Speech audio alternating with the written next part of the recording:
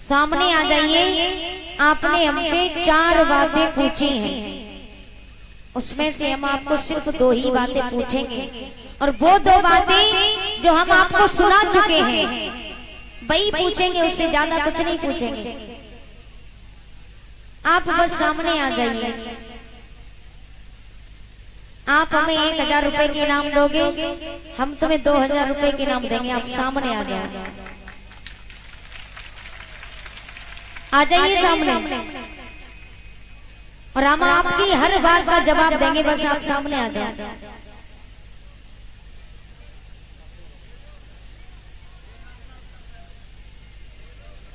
कोई बात नहीं, सामने नहीं आ रहे हो मत आइए, लेकिन हम उत्तर दे रहे हैं, सुनिएगा। पहले नंबर पे लिखा है कि भागवत का अर्थ क्या है, तो सुनिए भागवत का अर्थ क्या है। जो भागवत है ना, जो 52 अक्षरों की वर्ड माला है, गौर देना मेरी बात पे। 52 अक्षरों की जो वर्ड माला है, उन्हीं वर्ड माला में से 4 अक्षर प्रिय बताए हैं। पहला कौन सा है? भ, दूसरा ग, तीसरा व, चौथा त। इन चारों अक्षरों को मिलाकर के बनता है भागवत। भा से बताया भक्ति, गा से ज्ञान, बा से वैराग्य, और ता से तपस्या या तरण होना।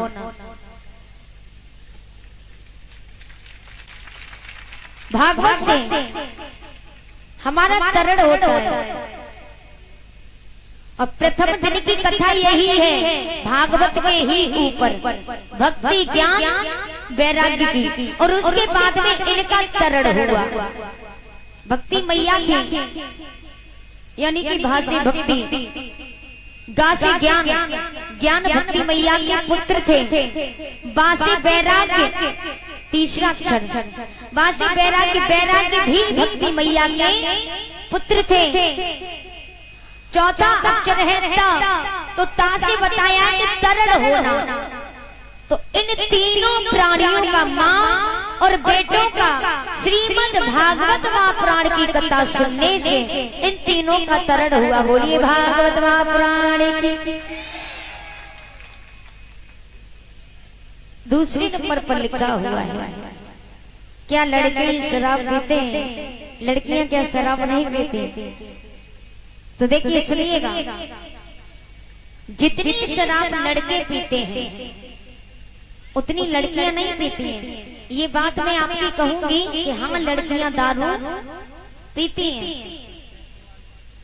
लेकिन बड़े से बड़े पैसों वाले घर की लड़कियां दारू पीती हैं, क्योंकि वो बिगड़ी हुई होती है। गरीब घर की लड़की होगी तो वो अपनी मर्यादा में रहेगी, क्योंकि वो अपने माँ बाप की तरफ देखते हैं कि मैं गरीब घर से हूँ, मेरे माँ बाप गरीब हैं, तो मुझे ये काम करती हुई शोभा नहीं देता। वैसे भी वो नहीं करेगी ये काम, क्योंकि वो ये सोचती है कि हमारी शादी होगी तो मेरा पति दारू पिएगा तो मुझ पर क्या बीतेगी। हर लड़की अपनी मर्यादा की सीमा में रहती है। और एक बात और आपको बताना चाहूंगी, पहले के जो अमीर लोग थे, पहले के अमीर लोग गरीब घर की लड़कियों को नचाते थे, लेकिन अब अमीर लोगों की लड़कियां कर्जा उतार रही हैं, नाच नाच के यूट्यूब पे, फेसबुक पे, टिकटॉक पे उतार रही है कि नहीं? नाच नाच के वीडियो बना के डाल रही हैं, और दारू पी रही है। इसमें क्या बुरी बात है? हमारे भारत की संस्कृति यही कहती है कि लड़की को कभी जीन्स नहीं पहननी चाहिए। ये हमारे भारत की संस्कृति है, क्योंकि जीन्स पहनती हैं लड़कियां। कहना नहीं चाहूंगी क्योंकि थोड़ी बात बुरी है, समझने वाले समझ जाएंगे, इसलिए कहना नहीं चाहूंगी, ऊपर नहीं करूंगी बात। तो जीन्स नहीं पहननी चाहिए। नहीं, मर्यादा यही कहती है कि हमें सिर्फ सूट पहनना चाहिए, और वो भी कुंवारी लड़की हो तो सर पे दुपट्टा रहना चाहिए, शादीशुदा के सर पे पल्लू रहना चाहिए, जब तक बेटी कुंवारी रहती है तो वो सर पे दुपट्टा डाले तो भैया की उम्र बढ़ती है। शादीशुदा औरत हो तो सर पे पल्लू डालने से पति की उम्र बढ़ती है। लेकिन आजकल हमने देखा है कटे हुए पैंट पहनती हैं। हमने सुना तो था, हमारे भैया कह रहे हैं कि हमारी तो उम्र कम हो गई। देखिए ये बात मेरे भैया भी जानते होंगे। अभी तो मैं खैर ब्यास गद्दी पे बैठी हूँ इसलिए, लेकिन मैं चाहे घर पे रहूं या कहीं रहूं, खाना खाने भी गई होंगी तो हमारी बहनाओं ने देखा होगा कि मेरे सर पे दुपट्टा हमेशा रहता है कि नहीं? देखा होगा आप लोगों ने। तो मैं सर से दुपट्टा नहीं हटाती। अभी तो खैर ब्यास गद्दी पे बैठी हूँ इसलिए कह नहीं सकती। तो देखिए हमने ये तो सुना था कि गरीबी सिर्फ सुदामा पे थी, लेकिन आजकल इस कलयुग में हमने गरीबी देखी है पैसे वालों पर, गरीब घर की बेटियों पर नहीं, पैसों वालों पर गरीबी देखी है। कटे हुए पैंट पहनती है, ये शोभा देता है? नहीं देता। तो वो बिगड़े हुए घर की लड़कियां होती हैं इसलिए दारू पीती हैं, इसलिए हम इसके बारे में नहीं कहना चाहेंगे। और भैया लोग दारू पीते, पति पत्नी में झगड़ा हुआ, ठेका पे गए, दारू पी ली और थोड़ी सी बात हुई तो दूसरे लोगों से कहते कि ये हमें टेंशन देती है इसलिए हम दारू पीते। अब एक बात बताइए, आप लोगों को टेंशन हुई तो आपने दारू पी ली, क्या इन्हें टेंशन नहीं होती? इन्हें भी तो टेंशन होती है, ये तो दारू पीती नहीं है। ये कौन सा बहाना बना? बोली भाग्य बिहारी लाल की।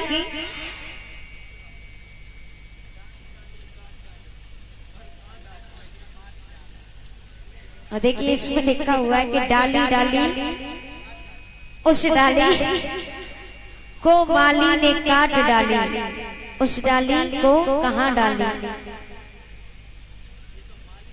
तो भैया ये तो बात माली ही जान सकता है कि माली ने डाली क्यों काटी। सही बात है कि नहीं? क्योंकि हमें तो पता नहीं ये बात आप कहाँ से लिख करके लाई। ये रामायण के अंदर की तो खैर नहीं है मेरे हिसाब से। रामायण की है तो जवाबी वालों की है, जो जवाबी पार्टी करते हैं नाइट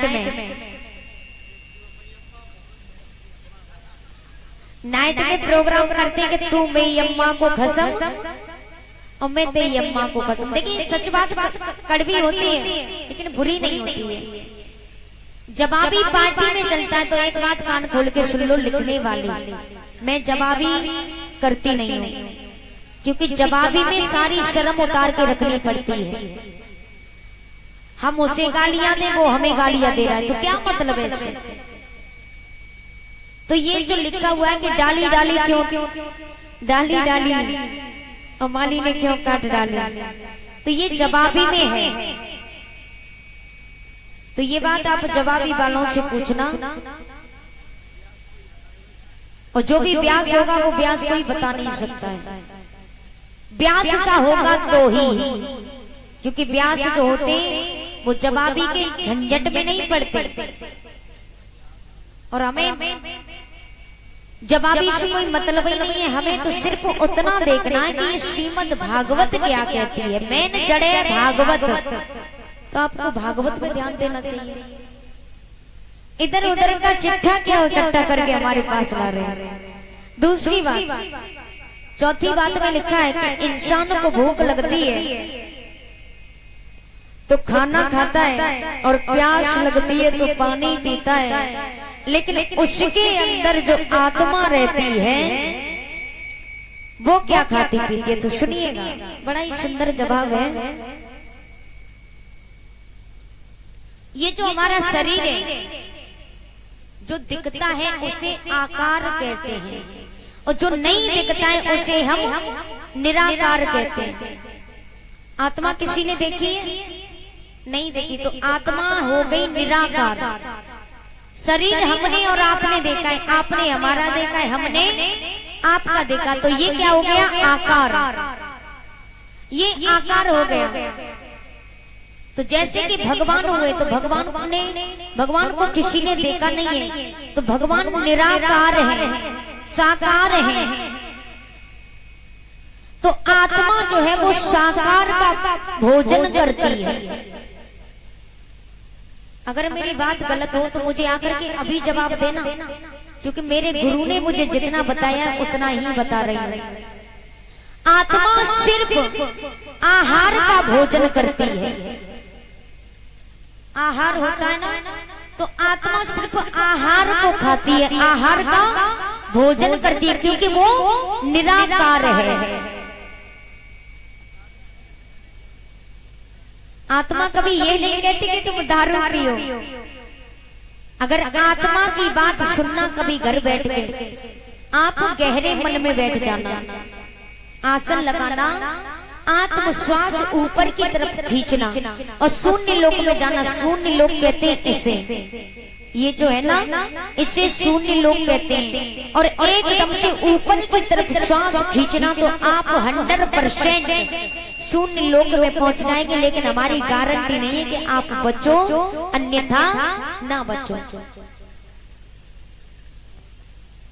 देखिए भैया, हम छोड़ देंगे, इसमें हमारी बेइज्जती है। अगर हमने जवाब नहीं दिया तो ये लोग कहेंगे कल को कि शास्त्री कुछ जानती नहीं है, हमारी बात का जवाब ही नहीं दिया, इसलिए हमारी बेइज्जती है। इसलिए हम जवाब जरूर देंगे इन लोगों को। शून्य लोक में जाना, और हर किसी की ताकत नहीं है जो शून्य लोक में जा सके। कोई नहीं जा सकता है शून्य लोक में। तो वही व्यक्ति जा सकता है जो पूर्ण तरीके से भगवान पे भरोसा करता हो, तन मन धन हर चीज से भगवान का हो चुका हो, वही शून्य लोक में जा सकता है। तो ये आत्मा आहार का भोजन करती है।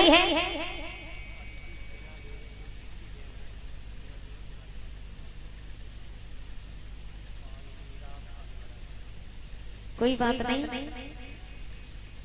अच्छा, अब जो ये चिट्ठी जो लिखी है, अब उन भैया को सामने बुलाओ और इसमें जो लिखा मैंने सही उत्तर दिया या नहीं दिया उन्हें सामने बुला लो। आ जाइए भैया, क्योंकि मैं सच बात कहने से डरती नहीं हूँ।